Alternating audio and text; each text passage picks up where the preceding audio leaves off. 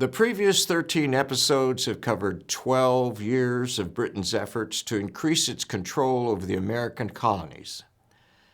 The next 4 episodes cover what should have been 2 insignificant events at the small towns of Lexington and Concord, Massachusetts. The skirmishes highlight the escalating uncertainty and intrigue between the mother country and the colonies, which resulted in the turning point in their relationship. We will find that the actions were more complicated and interesting than the shortened version of history that is often taught.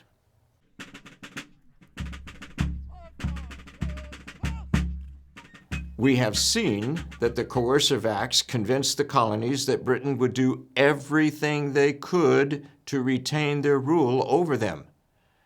It forced them to meet together for the first time as the First Continental Congress in Philadelphia. They once again petitioned Parliament and the King and waited for a response. In the meantime, Dr. Joseph Warren of Boston and Patrick Henry of Virginia stirred the pot. In this episode, we will hear Britain's response. Will they offer to reconcile with their colonies? Let's find out. While Dr. Joseph Warren and Patrick Henry were giving stirring speeches in Boston and in Virginia, General Gage had been taking a much more practical and effective approach to Massachusetts' defiant resistance to British rule. Gage's spies had been steadily providing him with detailed information about in which houses and barns the colonists had been storing their weapons and supplies. While doing that, they had also discovered where the suspended and therefore illegal Provincial Congress met. They were both in the same town, Concord, Massachusetts, just 20 miles northwest of Boston, the center of Britain's military might. On Saturday, April 15th, a secret letter from Lord Dartmouth, the Secretary of State, who had full power and authority over all of Britain's activities in the American colonies, arrived in Boston and directed General Gage to do 3 things. General Gage, you are to do what is necessary to seize all cannon, small arms, and other military stores of every kind that has been hidden for the purpose of aiding the rebellion. Additionally, you are to arrest and imprison all persons who have committed acts of treason and a rebellion and invoke martial law. Gage responded promptly the following day and ordered Lieutenant Colonel Francis Smith to make preparations to march west from Boston to Concord through Lexington. He should be equipped and of sufficient troop strength to seize or destroy all ammunition, artillery, and tents collected in Concord.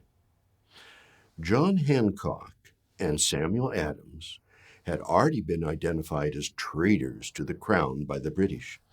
They had left Boston for the safety of Lexington so that they would not be captured and hung. So, in their stead, Dr. Joseph Warren was appointed to oversee the many activities of the Sons of Liberty in Boston. Several times a day, Dr. Warren had made it a point to walk through Boston and observe British activities, and on this day, he had seen noticeable changes in Colonel Smith's troop activity. So, as a precaution, on Sunday night, he sent Paul Revere to ride out to inform Hancock and Adams at Lexington and the militia at Concord that there were some changes in the routine of the British troops. The Concord militia responded by moving their military stores of small arms, gunpowder, and musket balls that night. But since there appeared to be no hurry, they waited 2 days to move their heavier artillery.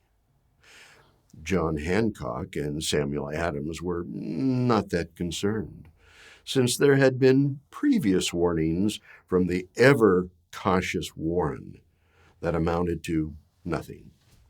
They were comfortably staying at Hancock's boyhood home north of Lexington that was now owned and occupied by Hancock's kinsman, the Reverend Mr. Jonas Clark, his wife, and his 4 children.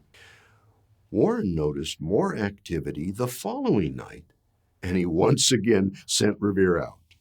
He reasoned that since Lexington and Concord were a mere 4.5 hours' march from the battle-hardened British troops in Boston, he could not be overly cautious. But once again, it turned out to be a false alarm. However, Revere used this time to arrange the 1 if by land, 2 if by sea signals when he passed back through Cambridge that second night. At dusk on Tuesday, the 3rd night, Warren observed a few transport boats being moved and assembled on the shore of Boston's Back Bay. This time he sent out Richard Dawes by a southerly route to Lexington to inform Hancock and Adams and the Concord militia of what he felt may be preparations for future troop movements into the countryside. However, things moved much faster than Dr. Warren had anticipated. Less than 2 hours later, he became alarmed when he saw many more boats being assembled along the shoreline. As he continued on his walk, he saw the first elements of the British Grenadier and Light Infantry companies had been gathered and were being loaded into the transport boats. To his horror, he knew that they would be ferried west across the Charles River to Cambridge and then into the countryside. Greatly alarmed, he rushed to Revere's house and directed him to ride to Lexington and then Concord with all haste. Revere directed his associates to light the 2 if by sea lanterns at the Old North Church to alert Charleston. He then crossed the Charles River in a rowboat north to Charleston, borrowed a fast horse, and was heading for Lexington and Concord within an hour by a northerly route. But within a short distance, he observed a roving British patrol and was forced to take another route to avoid them. They, as well as other patrols, were no doubt part of Colonel Smith's plan to assure as much secrecy as possible for their movements into the countryside. After evading the patrol, Revere backtracked and then traveled the 12.5 miles to Lexington in a little over an hour. And in his own words, "In Medford, I awakened the captain of the Minutemen, and after that I alarmed almost every house till I got to Lexington." he arrived a little bit before midnight, so he must have urged his horse to a fast canter most of the way. We have been led to believe there was only one midnight rider, but we found out that it involved 3 knights and 3 riders. It truly was more like a chess game with moves and counter moves. Gage moved his spies, and then Warren sent his riders. Smith set up his web of patrols, and Warren sent out his 2 riders in 2 different directions. What was the result? We will find out in our next episode.